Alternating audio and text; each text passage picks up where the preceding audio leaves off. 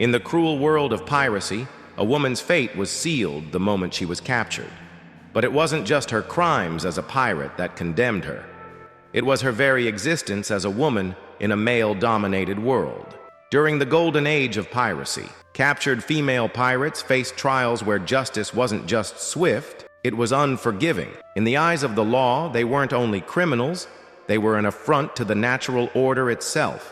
In makeshift courtrooms scattered across colonial ports, female pirates like Anne Bonny and Mary Red were not just tried for their actions, but for daring to live as men did. They were treated not as prisoners of war, but as transgressors of nature. For many, the verdict was as brutal as it was final: death. But even in the face of execution, these women fought with defiance, knowing the system had already judged them before their trial even began. When a pirate was captured, whether male or female, the ultimate punishment often awaited them at the execution dock. The execution dock was a place where men and women alike met their end, but for a woman who had lived a life of defiance, sailing under the pirate flag, the punishment was both a literal and figurative end to her defiance. Execution docks were typically situated in port cities, along harbors, or by the waterfront, where large crowds could gather to witness the grim spectacle. These docks, often built specifically for public executions, were places of great notoriety, where pirates and criminals were brought to face the ultimate consequence of their unlawful actions. The setting was deliberately chosen to be public, both to instill fear in the onlookers and to display the power of the state over those who lived outside the bounds of law. Pirates, as a rule, were often hanged at these execution docks. Hanging was the most common form of execution in the 17th and 18th centuries for those convicted of piracy. For female pirates, this was particularly cruel.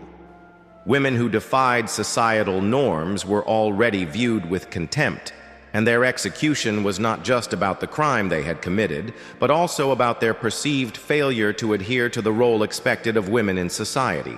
The idea of a woman taking up arms, leading a pirate crew, and engaging in acts of violence was scandalous. Her hanging at the execution dock was a violent statement to the public about what would happen to those who defied their gendered role. The execution of female pirates was often accompanied by ridicule. Their gender itself was seen as a defiance of nature, and thus, the punishment became a symbol of society's attempt to restore order. A woman being hanged in such a public and brutal manner sent a message that no one, man or woman, was beyond the reach of the law. But the execution of women also had a peculiar level of shame attached to it. Hanging a female pirate became more than a punishment. It became an act of punishment against her very existence as an unruly woman. Whipping and beating were common forms of punishment applied to both men and women. For female pirates, these punishments were not just about pain, they were also designed to humiliate. Whipping, in particular, was a public punishment, often carried out in front of crowds as a spectacle meant to instill fear in others who might consider taking up piracy. Female pirates were subjected to the same brutality as their male counterparts, but the shame of being a woman publicly whipped for committing a masculine crime likely added a layer of social stigma. The act of violence was not just about punishment, but also about reinforcing gender norms, proving that women who dared to break the rules would pay a disproportionate price for their transgression. In some instances, female pirates faced additional forms of punishment, such as branding. Those who survived the trials and beatings were sometimes branded with marks of criminality, leaving them physically scarred for life. For female pirates, such a brand was more than a mark of guilt. It was a symbol of their defiance against a society that demanded compliance. For many captured female pirates, one of the most degrading aspects of their captivity was their forced subjugation to the whims of those in power. Women who had once sailed freely on the pirate ship, wielding weapons and challenging authority, now found themselves imprisoned in a world of powerlessness and humiliation. In some cases, they were taken as concubines by their captors, men who sought to dominate them both physically and psychologically. These women, who had once been respected and feared as pirates, were now reduced to the status of sexual commodities, their autonomy stripped away in the most brutal way. The authority figures who captured them often saw the women not just as criminals, but as spoils of war, objects to be used and exploited. In some instances, women were kept as concubines, enduring a life of servitude, where their role was to serve their captors' desires, both physical and emotional. Other female pirates, instead of being kept as concubines, were often treated as mere prisoners, forced into servitude in a harsh and oppressive environment. Once captured, they were often sent to penal colonies or labor camps where they faced grueling physical tasks, long hours, and harsh conditions. These women, no longer seen as pirates, were reduced to the status of slaves, performing menial labor under the watchful eyes of their captors. Being forced into such a position was a severe form of punishment that went beyond mere physical injury.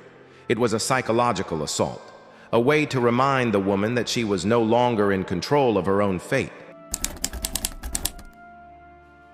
The idea of a pirate woman, once a symbol of rebellion and strength, being reduced to a mere tool of subjugation, was seen as the ultimate form of degradation. For example, Anne Bonny and Mary Read were both pregnant at the time of their trial. One of the most famous cases of female pirate executions involves Anne Bonny and Mary Read. These two women are some of the most well-known female pirates in history. Anne Bonny and Mary Read were arrested in 1720 after being captured aboard the pirate ship Revenge. They were both tried for piracy, and both women were sentenced to death. However, Anne Bonny and Mary Read's cases were complicated by one crucial factor. Both were pregnant at the time of their trial. At the time, pregnant women were often spared the death penalty, as executing a pregnant woman was seen as a form of cruelty to the unborn child. Thus, the court, with its cruel but pragmatic sensibilities, postponed their execution. Anne Bonny and Mary Read were placed in prison to await their execution, but it was never carried out. Mary Read eventually died in prison from a fever while still in captivity. Anne Bonny, however, mysteriously vanished from her prison cell, and it is presumed she escaped or was released under some unknown circumstances. There are conflicting theories, with some believing she bribed her way to freedom or had assistance from family members. The true fate of Anne Bonny remains a mystery. After their capture, female pirates faced a fate that was as brutal as it was dehumanizing, often confined in some of the most appalling conditions imaginable. Prisons in the 17th and 18th centuries were far from the modern corrections systems we know today. They were overcrowded, unsanitary, and lawless environments where survival itself became a daily struggle. For female pirates, their confinement was often even more isolating. Once locked away behind bars, these women were removed from the world of piracy they had once known and thrust into a system that showed no mercy.